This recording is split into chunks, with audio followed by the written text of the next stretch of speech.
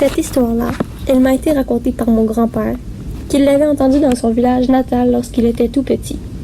D'après ses dires, cette histoire s'est passée dans les années 1950 dans le petit village de Direly, situé en bordure du lac Elmer. Ça se serait passé pendant une journée sombre et frette du printemps de l'année 1952. Pierre Bélanger, Bertrand Dulac et Simon Bernier, trois chums de gars inséparables, sont allés à la pêche sur le lac Elmer. Pour y aller, ils ont pogné la vieille chaloupe du père de Bertrand, un modèle qui n'avait pas de moteur. Les gars ont ramené jusqu'à leur spot de pêche habituel. Il n'y avait pas d'autres pêcheurs sur le lac, d'ordinaire bondés à cette heure-là de la journée. Contents d'avoir l'endroit à eux seuls, ils ont lancé leur ligne à l'eau et ont commencé à pêcher en rêvant au bon souper qu'ils pourraient concocter avec leur prise. Les heures passaient et les garçons commençaient à chialer. Ils étaient habitués d'aller pêcher dans cette partie du lac et de faire de bonnes prises rapidement. Mais ce soir-là, après plusieurs heures à pêcher, le trio n'avait toujours aucune prise. Le temps commençait à devenir dégueulasse. Le ciel était noir comme un corbeau, le vent sifflait très fort, ce qui créait un fort courant, et des vagues très hautes sur le lac.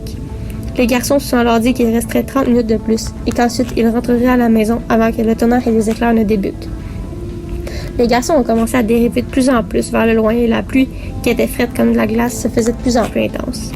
Les jeunes hommes ont alors pris la décision de retourner au bord, mais l'une des deux rames s'est cassée en deux. Les garçons ont dû combattre le fort courant, se relayant à chaque minute avec une rame seulement. À bout de souffle et fatigués, ils ont décidé de prendre une pause de quelques minutes. Selon mon grand-père, c'est à cet instant que tout aurait déraillé. Le tonnerre a commencé à gronder tellement fort qu'on aurait pu s'en déchirer les tympans, et les éclairs a éclairé le ciel qui était alors d'une noirceur totale. Simon, qui n'avait pas de veste de sauvetage et qui paniquait, s'est garoché à l'eau dans l'espoir de se rendre au bord à la nage. Bertrand et Pierre, qui sont restés dans la chaloupe, ont crié le nom de leur ami plusieurs fois, mais il n'y avait rien à faire. Simon était entêté à se rendre au bord. Puisque les garçons n'avaient pas de veste de sauvetage et peu d'expérience en nage, ils ont décidé qu'ils étaient plus sages de rester dans la chaloupe pour qu'elle dérive jusqu'au bord. Ils ont décidé de laisser Simon nager en espérant qu'il puisse se rendre sur la terre ferme sans que malheur n'arrive. Les vagues, qui elles ne cessaient de grossir, ont commencé petit à petit à avaler la vieille chaloupe au fond du lac. Selon mon aïeux, c'est à ce moment que Bertrand a décidé de sauter à l'eau comme l'avait fait Simon quelques minutes plus tôt.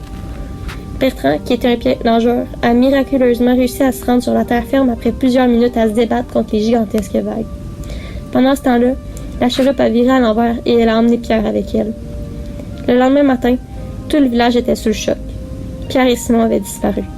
Des nageurs expérimentés de la Sûreté du Québec ont fouillé les eaux du lac Elmer pendant plusieurs jours à la recherche de leur corps, mais ils ne les ont jamais retrouvés. D'après mon grand-père et les habitants du village, lors des jours de tempête, on peut toujours entendre les voix de Pierre et Simon qui crient à l'aide malgré les sons perçants du tonnerre. Ces deux jeunes hommes entreraient le lac depuis ce jour.